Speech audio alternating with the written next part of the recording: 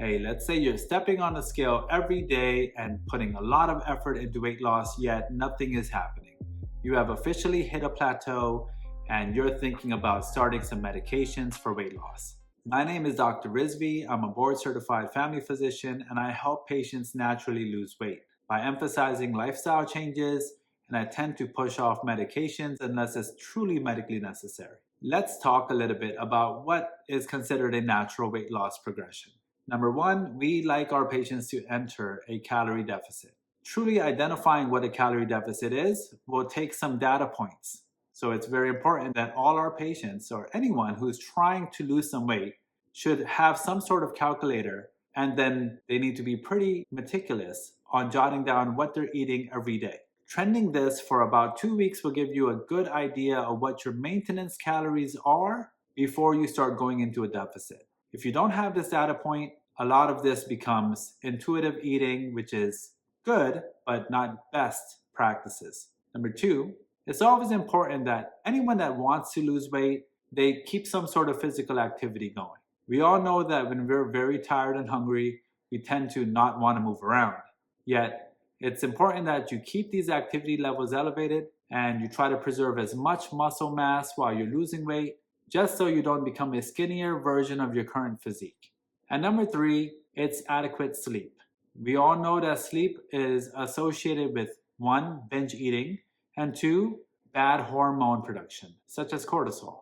So we want to make sure that anyone who is trying to lose weight is at least building the proper foundations of a lifestyle change before even considering medications. Now let's see what's on the market. Number one, we have semaglutide, or a medicine known as a GLP-1 agonist. This is a synthetic hormone that acts like one of the hormones produced in the pancreas. Its main function is to suppress appetite.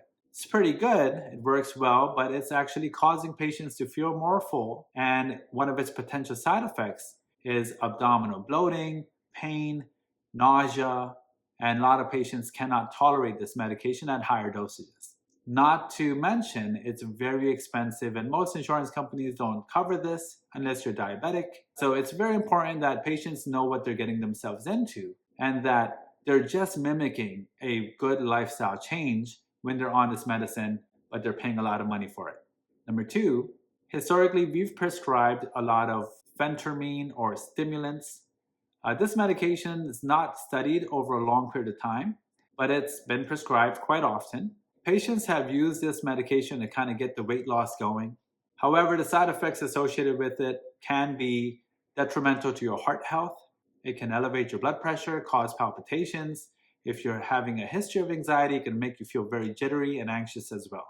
Once again, long-term studies aren't done on these type of stimulants, so it would never be a good solution long-term anyways.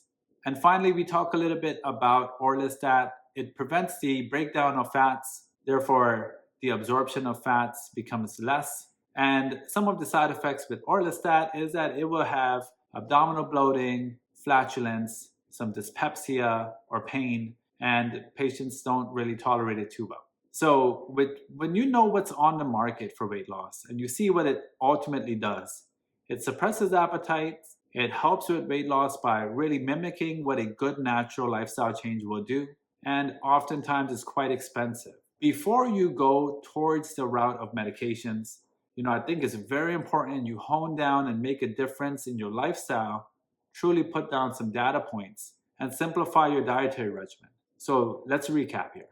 Number one, a pound of fat is equivalent to right around 3,500 calories per day. So if you make a deduction of 500 calories per day, you have a healthy weight loss of 1 pound per week. And we think that's pretty good. Slow and steady progress has always won. It always is sustainable. So it's easy to make a 500 calorie deficit just by substituting some foods that are higher in calories. Take, for example, a full egg versus an egg white. Take, for example, beef versus chicken breast. There's plenty of foods that you can substitute in your day and still make this deficit.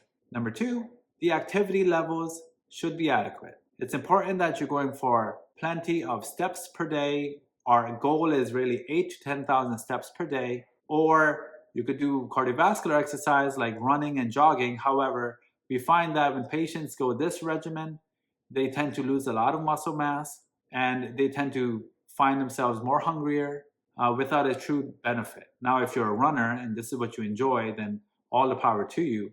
But I'm more on the natural bodybuilding routine. So for me, walking is a better way to preserve muscle mass when I'm in a severe calorie deficit. And finally, number 3, don't forget to sleep. Make sure your sleep schedule is adequate. You're not altering your circadian rhythm on the weekends by staying up all night, where you have a potential to binge eat, or your stress hormones become a little out of whack. So think of cortisol being very high when you're not sleeping well. And this tends to make the weight loss a little more stubborn.